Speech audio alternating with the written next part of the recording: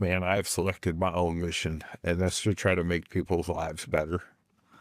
I There was a really selfish point in my life where it was all about me, and there was probably a time where I would have said, "See my Medal of Valor," but I don't want to be that guy, and I want to be the guy that makes life better for people. I want to do for them and help them and take care of people. Unfinished business, stand up tall. Alpha cadence, we answer the call. Hey, what's up, guys? Welcome to Unfinished Business, a podcast for veterans pursuing new life missions. James Hauke was a young man who could admit something about himself that many of us spend years trying to avoid. He needed direction. The Army gave him discipline, structure, responsibility, and eventually war. He became a paratrooper with the 82nd Airborne and served during Desert Shield and Desert Storm. That experience would become part of a much longer life of service. 24 years in law enforcement followed. Patrol, investigations, canine service, and a Medal of Valor. Then came work with veterans, first responders, Gold Star families, and children carrying consequences of sacrifice they never chose. James has described that chapter with one word: calling. And maybe that word carries more weight after a lifetime of service, because James knows what it means to receive the mission, carry the responsibility, and live with what service asks of you. Now the question is, what becomes worthy of your life when the orders are yours to give to yourself? This is my conversation with James Hauke, Program Director of Trinity Oaks Outdoors. James, man, it's a pleasure to have you, man, on Unfinished Business, a podcast for veterans pursuing new life missions. I mean, we go way back to I was taking lessons with Guitar for Vets, and Right. they had we had what they call as a Ford experience. It was a Bronco, the new Bronco. Oh, yeah, the Broncos. Yeah. And, it was one of those things when I got involved with them, it's like, Rush, we want you to go out there and represent Allen, Texas. And I was like, okay, let's go. I never had done anything like that before in an advocacy, gone to an experience. And I think that one thing kind of started broadening my participation in stuff. And it was such a unique experience. And I got to meet you and Nigel, Yeah. and some of the other guys. And and to have you here today and going back, way back, during that time, I knew we would somehow we need to get connected, because I really appreciated and admired, and I think we even talked about it at the time we met, was what you were doing with Trinity Oaks Outdoors, and we kind of messed around with that a little bit, but now we're here. Oh, yeah, here we are. I know, and we're here in Frisco, Texas, and you got an amazing gala going on tonight. Talk to me a little about tell the audience a little about what we're going to expect tonight. Our gala is this is one of 3 that we do every year, and this is our Fort Worth gala. You're going to meet some really great people, hear some really impactful speakers, see some pretty heartfelt moments, and hopefully we see people open up and share with us. Yeah, that's beautiful, man. For those that don't know, how long have you been with Trinity Oaks Outdoors? So I started as a volunteer in 2016. Okay. And in 2020, I had the opportunity to be one of the first full-time employees of Trinity Oaks, and we're still only at 4 employees. Wow. And to become an employee, that must mean, they respect what your leadership is about and what your vision is, and what you can make happen for the organization. James, when I read the cold opening, what thoughts and feeling or thoughts went to your mind? Man, a lot. It just kind of my whole life kind of flashed before my eyes, hearing all that stuff that I haven't heard in a long time. Yeah. And and yeah. Yeah, it's takes you back to day one when you're wandering around trying to figure out what you're going to do with your life, and then you start putting those puzzle pieces together, and we end up with a pretty cool picture at the end. Yeah, that's so cool, man. I mean, this is a lifetime of service and a lifetime of being in in this journey and to learn about you, and they research, and you said like, man, you went and you got deep. Yeah, I got to know who's, like I said, I got to know who's coming to my house. No, it's okay. No, it's not about that, because I already knew your heart already. I met you and all that good stuff. Do me a favor, if you'll just move the mic just a little bit closer to you, just so we'll have it. Yeah, just a little bit. That's good. Perfect. Just to make sure. No worries. You described your younger self pretty plainly. You were going nowhere and knew you needed discipline, structure, and a future. When you look back at that younger man now, what do you think he was really searching for that he didn't know how to name? I think I grew up playing sports, started playing ball when I was about 10. And the whole team concept and how everything worked is if the pitcher does his job and the catcher does his job and the first baseman does his job, everybody does their part, you're going to be a winner, right? And or that's the way I felt. And he has that discipline. You had guidance and instruction and all of that. And I really was lost for that once I quit playing ball. And I need that, and I need to find that again. And construction just wasn't it, and that's where I had ended up, and it just wasn't for me. Yeah. I could see how, you have those really deep-seated connections, camaraderie and those kind of things, like you had the camaraderie in sports and the, just the fun and the competitiveness, the go after it kind of mentality with the group of boys, right, and young men, and I could see how that could impact you once you detach yourself from that. The Army gave you structure. Absolutely. It gave you standards, responsibility, brotherhood, and a very clear sense of what expected from you. At what point did being a soldier stop being something you were doing and start becoming part of who you believed you were? Man, early. I want to say like maybe right after AIT. I was 11 Charlie, so I was infantry, and I started really feeling that purpose right after AIT, and then straight into jump school. And once I completed jump school, that was kind of it for me. That's who I was. I was an airborne dude then. Yeah. And, off to the 82nd. Wow, that's cool, man. I mean, most people when they're in that space, I guess if you were, what was your MO? What was your MS again? I was 11 Charlie. Okay, 11 Charlie. So you were already in it. Like that's it. Yeah. That's so cool, man. I mean, to know that you knew your you knew this was going to be part of who you were going to become during that period of that season in your life, and man, that's a fast transition. When you were through that, was there ever a time you said, I don't belong here? No, from day one, it was like, I'm digging this. Yeah, that's cool, man. Yeah. Some people go through that. They go to the physical. Oh, absolutely. Yeah. I saw it with guys in my basic training. Yeah. That were like, I really want to go home. This isn't for me. Yeah, for sure. Yeah, I remember there was a guy who he had to dig his own grave in somewhere in Fort Dix. We're in a mountain somewhere, and he had to dig his own grave 6x9, just shoveling. He was smarting off, and really guy. He was like, he left the. Where you going, man? Like, you're stuck out here in a mountain, man. Didn't you know? It was funny, but I see people go through that experience. There, as I was looking through, getting prepared, there was one sentence in your biography that carries a lot of weight. And this is one where we talk about the recruiter had stole the love for the military.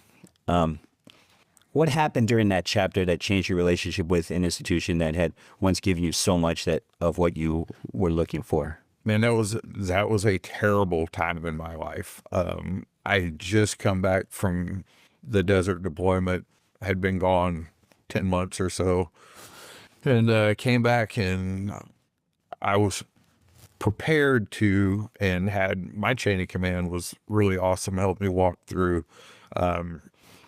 getting a position at Airborne school as an instructor. And I was really fired up about that. And 3 days after we sent in my packet, my letter of acceptance and all that, I get hit with this, hey, congratulations, you're going to Fort Bend. And I was like, Fort Benning, here I come. They go, oh, no, no, no, no, Fort Benjamin, Harrison, Indiana. And I'm like, well, what's there? And they're like, oh, that's where recruiter school is.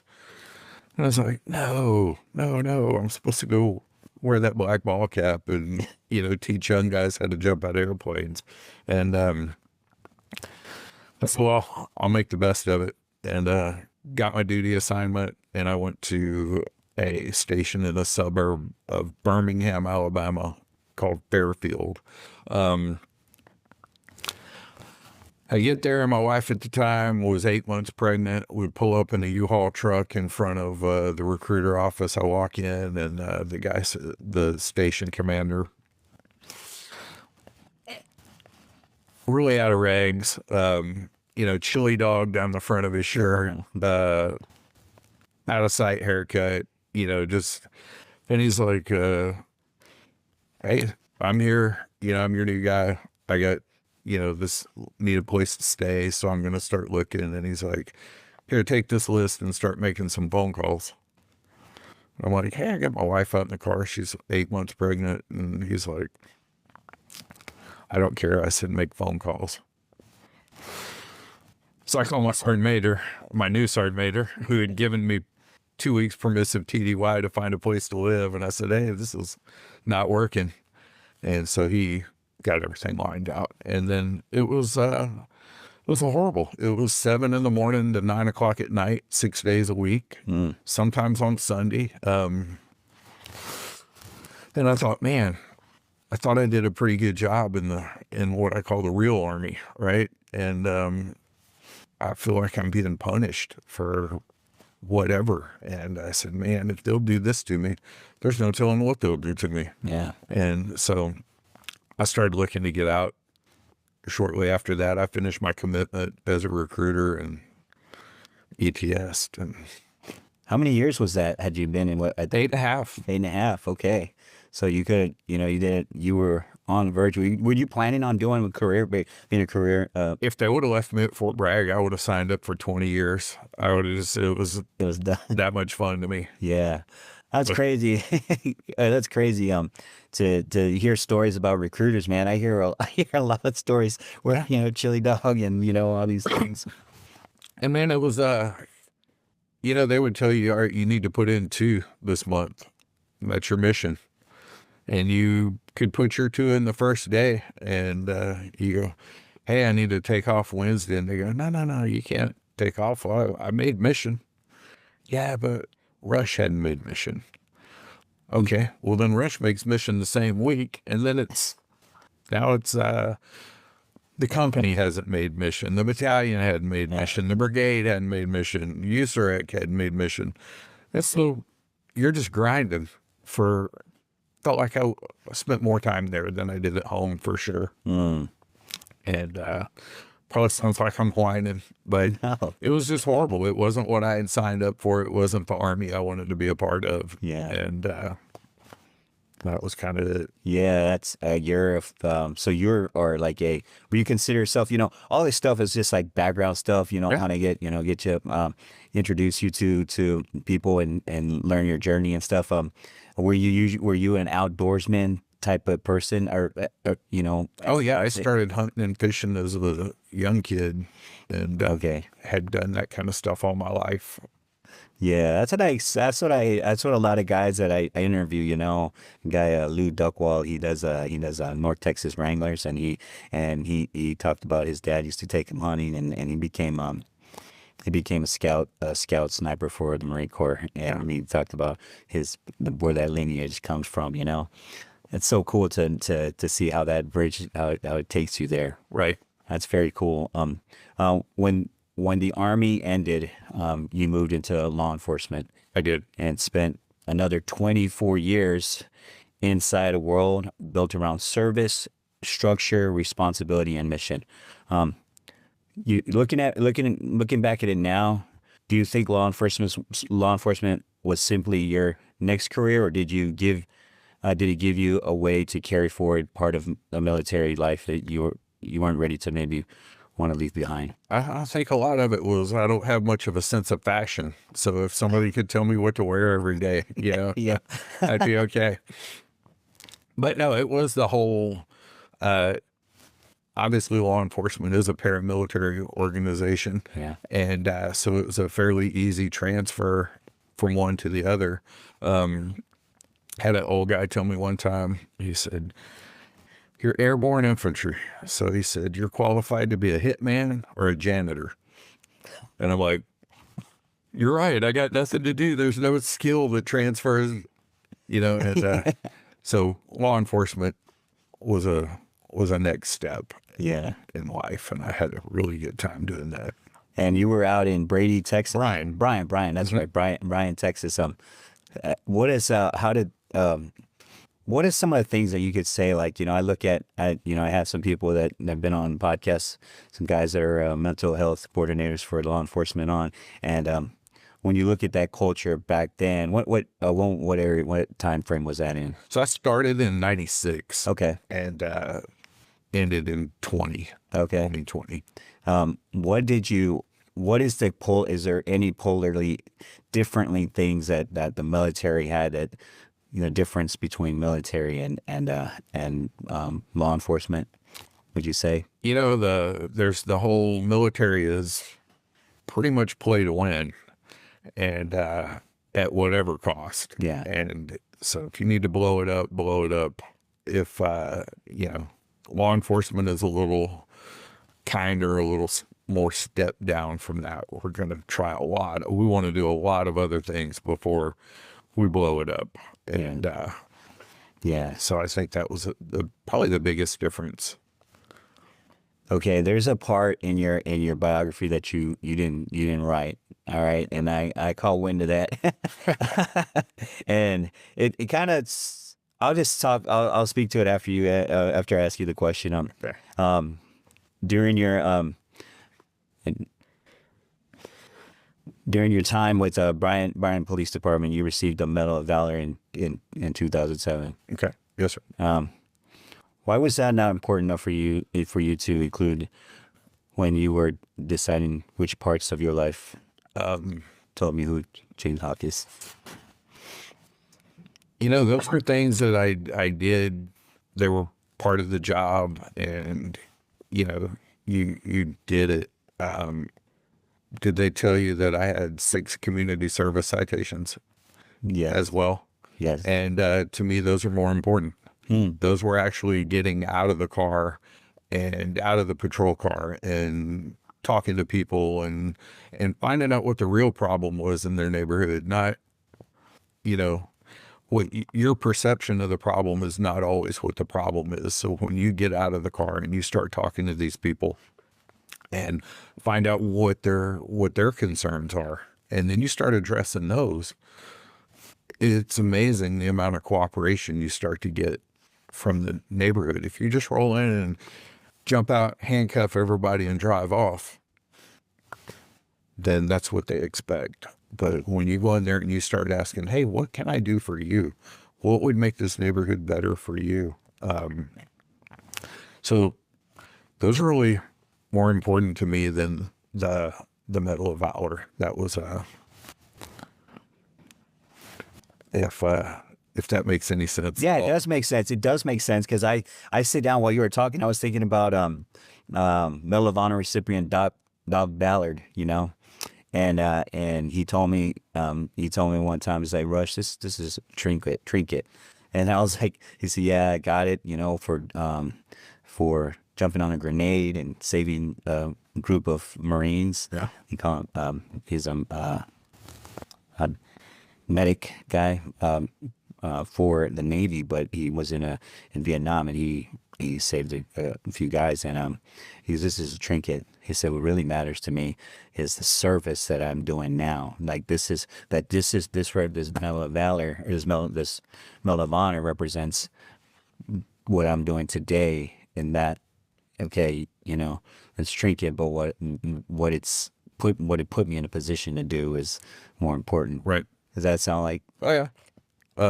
I obviously wouldn't compare my Medal of Valor to a Medal of Honor, but yeah, I get it. Yes. It's that was one moment in time where the others were spread out over 24 years Yeah. of trying to do good and trying to make a better neighborhood. That's awesome, man. Like I think that's so cool that you see it that way. You know, I think a lot of guys, like I always, even other Medal of Honor guys, Purple Heart guys, is to just say, you know, it is what it is. I was doing what, you know, I just happen to be at this right place in the right time. You happen to be doing the right things at the right time on a consistent basis. You know what I mean? So that's beautiful. Okay. I learned about that you also learned that you were a canine instructor. Is that right? I was a canine handler for about 8 years, eight and a half. Okay. Just short of 9. That was kind of a unique thing with our department. We trained inside in the house. So when you became a handler, not long after, within the first couple of years, they sent you to instructor school. Not only do you gather a lot more information as when you become an instructor and kind of hone your skills, but we trained our own dogs in-house. So our dogs were untrained green dogs when we got them. And that was a really good program, and I really had a good time with that. That's so cool to learn about that, you know, like as I sit here when thinking about, like, you know, I mentioned these people because there seems like there's always this connection to somebody. My friend is he's the founder of Operation Canine Hero. Okay. And his name's Jason Johnson. And I flew out to Nashville to go interview him. That is, he's got this whole sanctuary he does, like, you know, military working dogs when they're retired, and when he's creating a sanctuary for military working dogs. And I learned so much about like what goes on in training and how to care for them. And then these dogs some of them are wounded and those kind of things, and how they can become, transitions them to being, you know, service dogs for somebody in Right. home.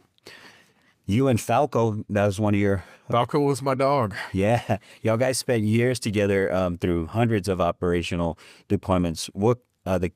Basically, you did that. And what did Falco teach you about trust, loyalty, responsibility, and partnership that another human being probably would never have taught you in quite the same way?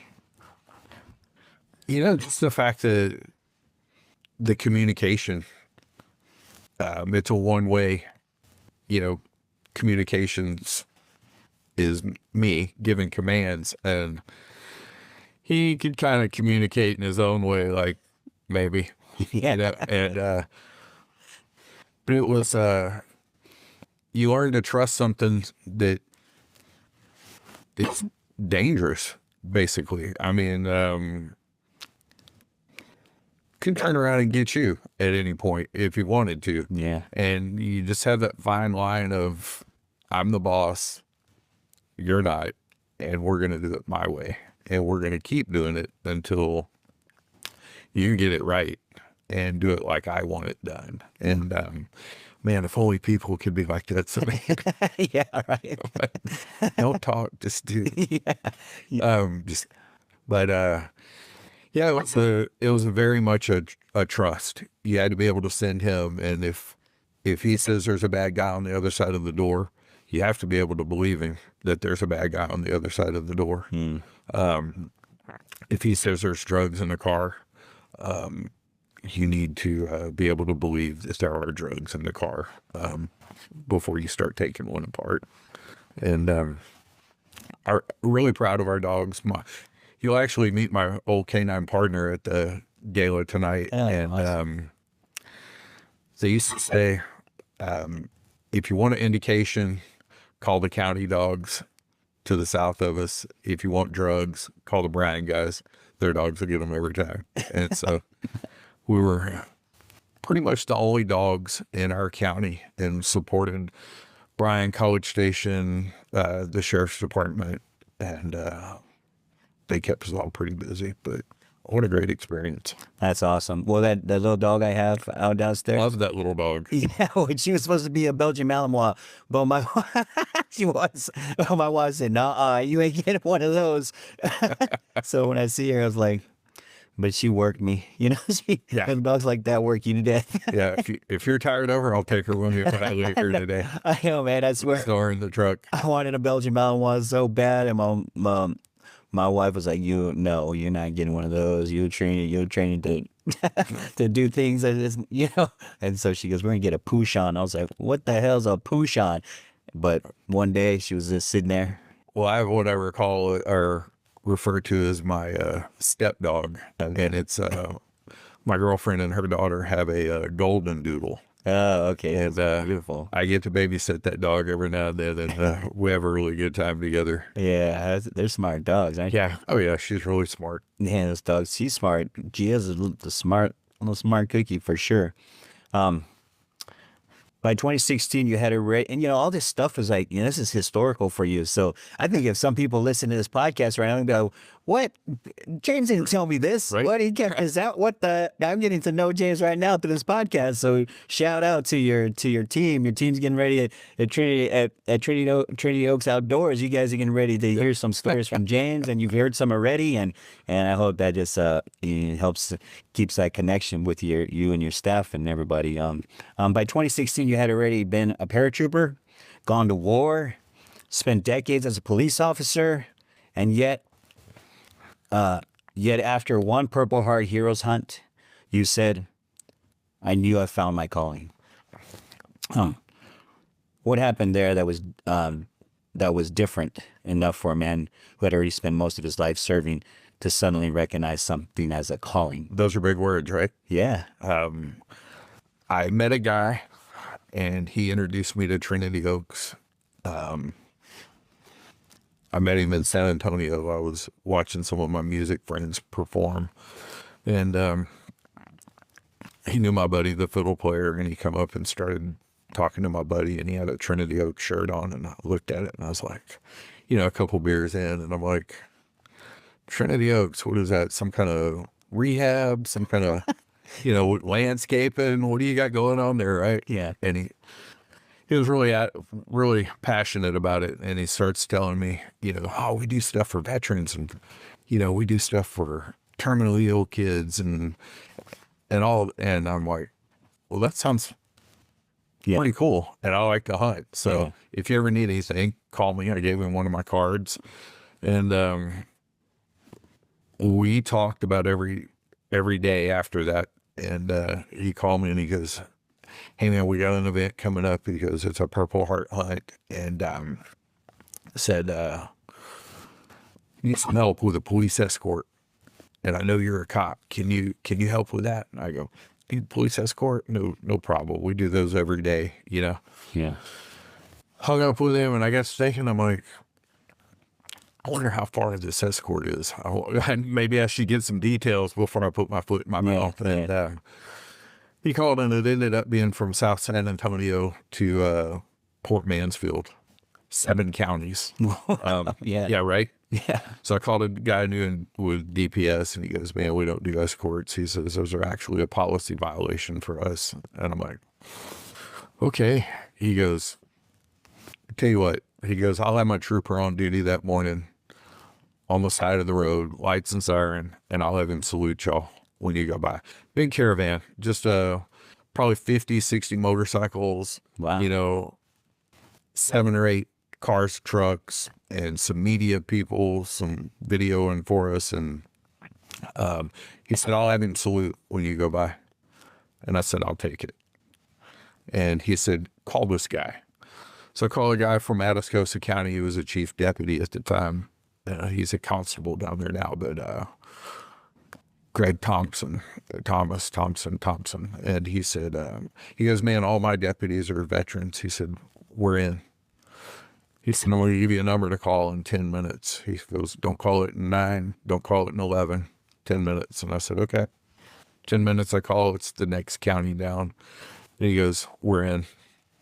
Call down. Next guy, we're in. All the way. And Wow. now I'm pretty amazed that people want to help get these Purple Heart recipients to their destination for their hunt, right?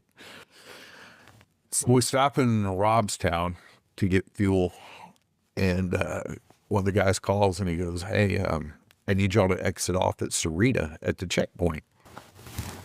And I'm like, man, I'm a volunteer and this is my first time. I don't know. And I go, you're going to have to tell me what you got. And he goes, well, we got a surprise for the guys. He goes, my best friend from high school, he owns the Subway sandwich shop here in town, and he wants to feed everybody.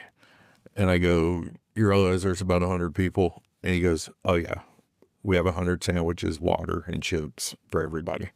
And I'm like, okay.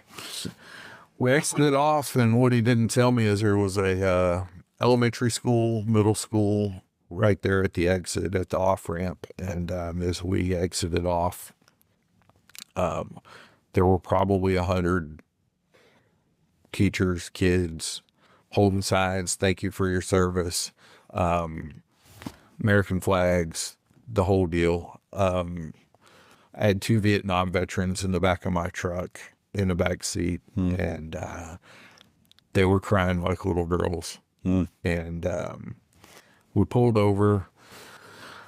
The crowd just like came to us, and everybody that was driving or riding got a pat on the back, and they just like, hey, thanks for what you're doing, and went right by and went to these guys and just loved on them and hugged on them and thanked them, and told them how wonderful it was. And we had, like I said, we had 7 of them, and we had them everywhere from Vietnam to Afghanistan.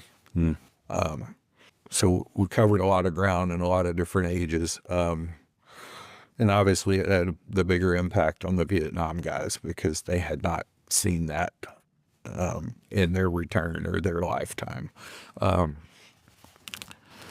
Went and I got to do the event, and I ended up getting to participate more than I expected. I actually ended up getting to guide the 2 Vietnam guys. Went down there with intents to just be a gopher and help where I could help. And we got it now. We got our animals. And on the way home, I was like, man, what if we could do this same type thing for fallen officer kids? Good friend of mine, mentor, zone partner, went on to our traffic unit, was killed on his motorcycle, police motor, left behind a couple kids. And I was like, golly, man, what if I could take these kids and do stuff like that? And stopped on a notebook on the way home from Port Mansfield, Texas, and started making notes and how this should go. Every stoplight, I'd write something down. And got back to PD, and my supervisor at the time was a former Marine. Him and I would eat breakfast together every morning, and we started discussing this, and I started showing him my ideas, and he goes, why don't we just make it for Gold Star, military, all first responders, police, fire? And I go, man, that's a pretty good idea. And so I kept working on my notebook, and 8 months later, I'm back in San Antonio, and I'm at the office where our founder is. And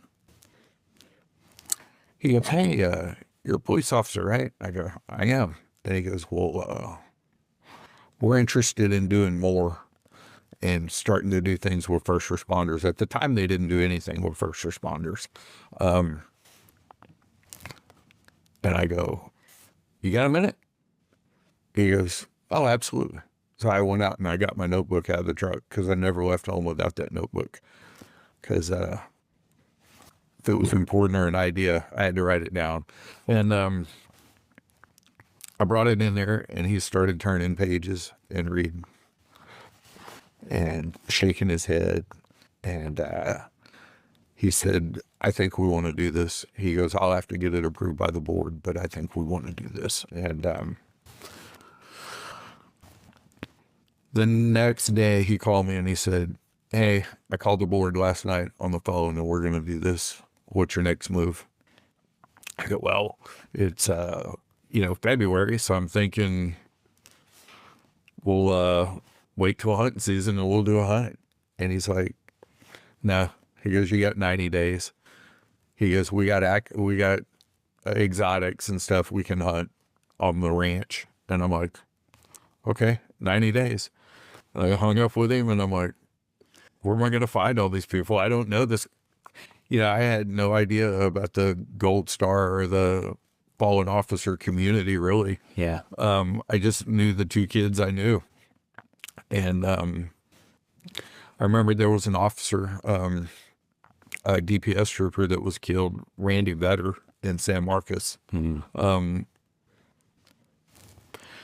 I remember that was August of 2000. And I remember watching the video. It's a terrible video, and you can see it. It's ugly. But he gets shot sitting in his car, running a license plate. And I had the newspaper clipping that I'd cut out of DPS troopers carrying his casket down the aisle in the church. And I said, cut that out. And I had it laminated and stuck in my locker, and it hung there for 24 years. Or, well, not 24 years, because 2000 I'd already been there. So it hung there 20 years. And it was a reminder of me that he was killed by a 75-year-old man. It was a reminder not to get complacent and not to overlook anybody. 75 years old or 17 years old. It didn't matter. Yeah. I was able to contact his widow, and so her son was one of the first ones that we took hunting. Another friend of mine that was killed in a shootout, Justin Hurst, was a game warden there in my county, so I knew him through law enforcement. And when he was killed, he had a brand new kid, like baby, and his kid was on that hunt as well. And so I rallied up 5 or 6 kids, and we went on our first hunt, and it was awesome. And I've just been at it ever since. Man, that's a lot, man. That's so heavy. It's so like just everything. You're taking out your notebook. You're taking out your notebook. You're taking notes. Every time an idea came, you put it down. Every time you did pages and pages of things that you kept showing up in that mindset is like, wow. I mean, wow. This is the story, man. This is. I always say, Operation Search and Rescue is not just a boat; it's a fleet. And hearing your story, I hear the fleet. I hear, and you were one of the captains of that fleet. You were the commander of that fleet in many ways. When you think about we're talking about it right now, right? Like, what force was having you take action like that? Man, God's got a plan. I mean, he's going to put you where he wants you. And yeah. You could probably ask some of my friends. I'm a lot different dude nowadays than I was back in the day, so to speak. Yeah. It was easier to break things than it was to fix them. Hear that? So that's beautiful, man. That's beautiful. Obedience, right? Being obedient, having that message of saying, get that pen and paper, James. Get that pen and paper every single time to have that. I mean, that's deep, man. That's not like, it's not like, accidentally doing it, right? This is like, I say accidentally on purpose, like right. You kept documenting and putting it in the world, putting it in the paper. I'm a big believer on that. It was something that I think I would have figured out a way to do, even if Trinity Oaks wouldn't have bought off on it. Yeah. I think it's something I would have tried to pursue. Yeah. On my own. What have you learned? Like, okay, and this is crazy because, I have just gotten, I've had 2 Gold Star moms on my podcast recently. Right. Nathan Gage, Navy SEAL Nathan Gage's mom, Christy Hughes, and Margie Taylor, her son Joey Lenz, and my friend Carla Wicks, who introduced me in my speaking engagement. And, you know, and then I recently had a meeting with the Blue Star Mothers of America, and here in Frisco, the president here, and or the person who's running this area, this district, I guess they call it. And it was pretty, you know, like these things have really sorry, Nick. Wow, that's all right. Yeah, they really have, like, they open up your eyes to what's really going on, you know. And you get to see in your story, you know, kids losing their parents and their, you know, their father or their mother, and the act of service to the community. What have you taken from that? What has it done internally to you? Some of these kids are strong. And, I mean, I had a 10 or 11-year-old boy tell me about how his dad got up and from watching TV and went to the bathroom and shot himself.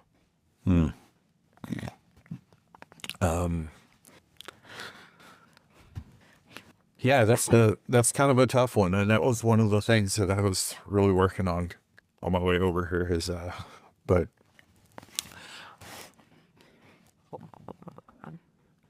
thankful for all the programs that are available to these kids, that they get to go and, you know, there's some of them that have some of the programs have components of sitting around and talking about your parent that you lost. We do not.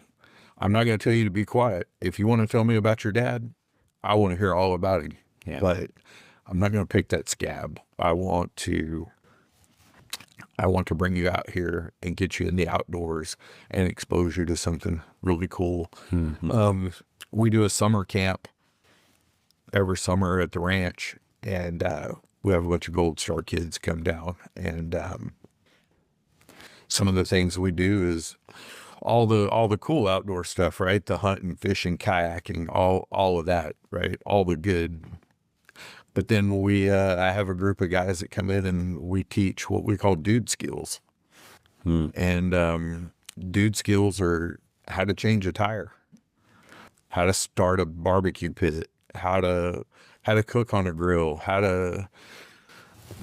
we'll change the insides of a toilet, right? The float and the valves and all that, and show them simple stuff like that. How to repair PVC pipe. I mean, just stuff that your dad would have taught you, right? Yeah. So these are dude skills, and that's what we try to teach these kids, and how to start a lawnmower, and, you know, stuff that they're not getting, that I'm glad we can help. That's awesome, man. Kids need that essential. They need to be hands-on with some things, right? Not just their cell phone. You know, as a soldier and police officer, you knew sacrifice from the side of the person willing to accept the risk. Star Kids has brought you face to face with children left to carry the consequences.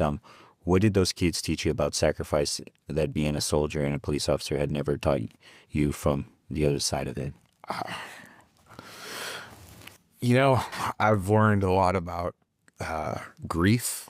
I've had to do some reading. I have a really good friend that's a counselor, and I visit with her every now and then and kind of get a new perspective, trying to make myself a better person. And I realized that their sacrifice, I was blessed, man. I had great parents. You know, I just lost my mom not this past July, but a year ago in July. Her and my dad have been married 61 years. Sorry about that, man. You know, she's in a better place now, and she's not in pain anymore. So, but I learned that I was pretty fortunate to have a great dad, and, you know, all that. And I see these kids, and I kind of want to be all their dad sometimes. You know, I'm like, I'll be your dad, you know, because you're a good kid. You know, the moms, man, hats off to them ladies, because to raise a kid to go through what they go through and to step up and play that dual role and come out with a really good kid on the other end is pretty impressive. Yeah, for sure. And hats off to moms that have had to endure that and had to keep their life together and have to push through that. Yeah. You know, sometimes the dad was a breadwinner or whoever, and mom, you know, whoever's. Yeah, that's true, man. You lived with missions assigned to you by the Army, responsibilities defined by the police department, and something at Trinity Oaks. You chose a calling. What have you learned about the difference between a mission somebody gives you and a mission you finally decide is worthy of giving yourself to? You know, a mission is just pretty much orders, right? And That's true. maybe I'm on God's mission. I mean, Amen. maybe these are orders from him, sending me down this path. But it's a whole different world to work with these people, the veterans, and we've had veterans come through and go, you know, I came on this hunt with all intentions of doing one more fun thing and then taking my life at the end of when I leave. And because of the love I was showed, I didn't do it. And now here I am, and I want to give back. And we have so many veterans that come on our hunts and our events that can't wait to come back. And you'll meet one tonight. Our keynote speaker tonight was a guest on one of our hunts. We have a Bucks for the Brave hunt that we do every year, and it's one from each branch of service, retired police, retired fire, and a retired EMT. And he was the Army representative last year, and he's our keynote speaker this year. Wow. And just wants to give back. Before the event's ever over, he's asking how he can give back. What can I do for y'all? How can I help y'all? Yeah. So, man, this is Yeah. the best job I've ever had. I mean, Yeah. it's for sure. It makes a difference. That's beautiful, James. You're being blessed by your service, the service here, by being in connection with the community and the veteran community and Gold Star, Blue Star families, and you have obviously you have this huge advocacy space of all different from different angles, right? Like you have so many things that you're holding on to, and I always say, man, if you have to ask, like maybe I'm in God's plan. There's no more maybes. It's just I'm on God's plan, right? That's it. And I just got to show where He puts me.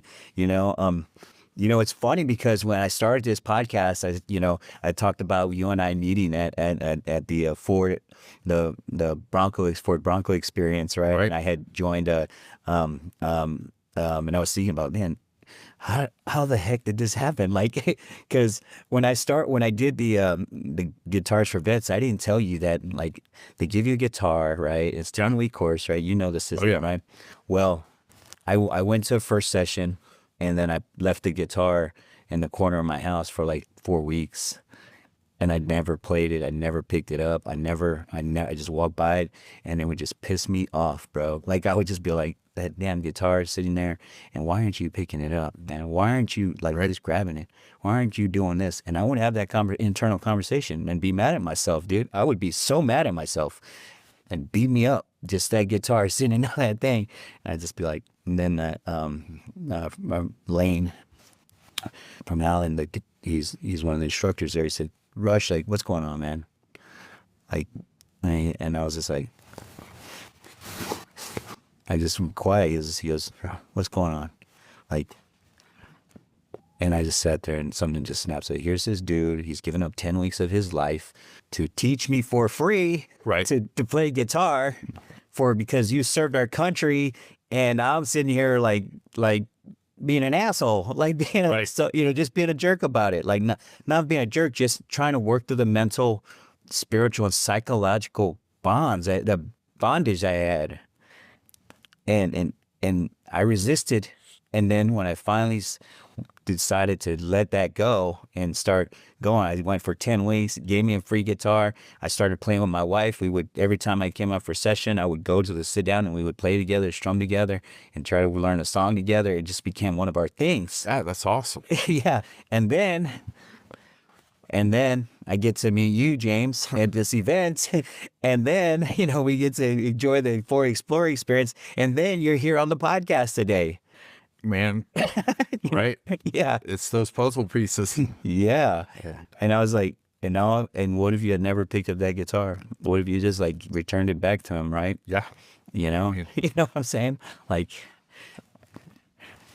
I think about all the people I've met, and it's just, it's puzzle pieces, man. Yeah. It's, this piece goes here, and this one goes there, and that's true, man. And taking action, putting that thing, you write it down. You wrote it down every single time. You could have said, no, that's idea. No, that's not a good idea. Leave it alone. You could have kept doing it over and over again, right? The habit itself has this unique way of convincing us not to walk through certain doors, and you walk through every door every time.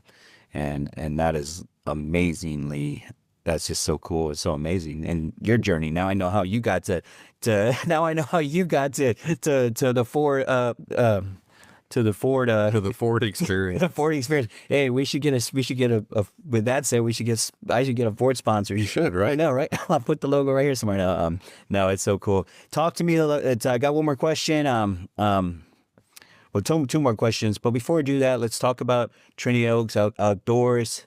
Tell everybody what you offer, where they can get a hold of you, and that kind of stuff. So Trinity Oaks Outdoors was founded in 2007 by a guy named Tom Snyder. And Tom is still on our executive board. He's still the president of our executive board. He founded this. He started by taking one sick kid on a hunt. That led to another and another.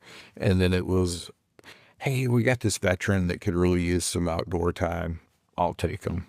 And to hear him tell the story, he says, my accountant finally said, look, you either start a nonprofit or you're going to go broke spending all your money on these animals and trips. And so they did.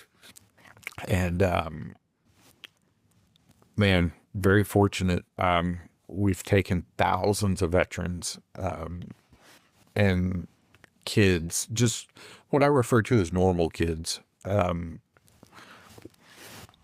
Thousands. We do 5 youth events every year, up to 150 kids per event. And we've been doing that for quite a while. And the really cool thing is everything's free. If you come on a hunt, you just have to get there. And we feed you, put you up, things like that. I have a great veteran coordinator, Philip Washington. And it's kind of an odd pairing. He's not a veteran, but he has a huge heart for veterans. So he makes their experience just incredible. Brings them in. We do fishing trips and duck hunts and deer hunts and camping trips, you name it. If you could come up with an idea, he would take you to do it. Wow. And our terminally ill kids, man, our kids battling life-threatening illnesses is you're a really big part of their life. And when they pass, it's man, it's like you lost one of your own. And it's so awesome to see the ones that go on and beat it. We had a kiddo from Tennessee that wanted to shoot a big whitetail. Wasn't whitetail season. Brought him down and let him shoot a big axis deer. Tom told him, said, man, you hang on. And he had like 3 or 4 months was what the doctors had given. And he said, you hang on and we'll bring you back. Whitetail season starts in October. We'll bring you back and we'll get your big whitetail. Brought him back 6 months later, and he's still getting it. He ended up 2 more years. Wow. Wow. And I think a lot of that can be credited to getting him in the outdoors. And Activating him. yeah, Yeah. it's you'll meet one of those kids tonight. Yeah, that's great, man. Yeah. I can't look forward to it. I want to offer up my services to go to one of those events and sit down and do some interviews like this with some of your guys, the people that come, and sit down and let's get some of their stories on. This is what I do. It's my specialty to go to be a special event correspondent to events like that and get their testimony, a little bit of their testimonies. We could schedule it however, and go down there and get those heartfelt stories that can encapsulate the spirit and of Trinity Outdoors. So I want to offer that to you today for sure. I'm in. All right, awesome. Okay, last question. Eventually, the uniform, titles, and assigned missions fall away. What remains is the person they helped shape. So after everything, the Army, war, policing, Falco, Gold Star families, and these children taught you, what do you believe makes a life worthy of time we have left when nobody else gets to choose the mission for us anymore? Man, I have selected my own mission, and that's to try to make people's lives better. There was a really selfish point in my life where it was all about me. And there was probably a time where I would have said, see my Medal of Valor. But I don't want to be that guy. And I want to be the guy that makes life better for people. I want to do for them and help them and take care of people. And that's my new mission. That's beautiful, James. I don't know what took us so long to finally do this, man, but we finally got time. It's perfect, though, right? Heck yeah. Yeah. People want to go find out about Trinity Outdoors. What's your website? It's trinityoaks.org. Yeah. Yeah. Awesome. trinityoaks.org, guys.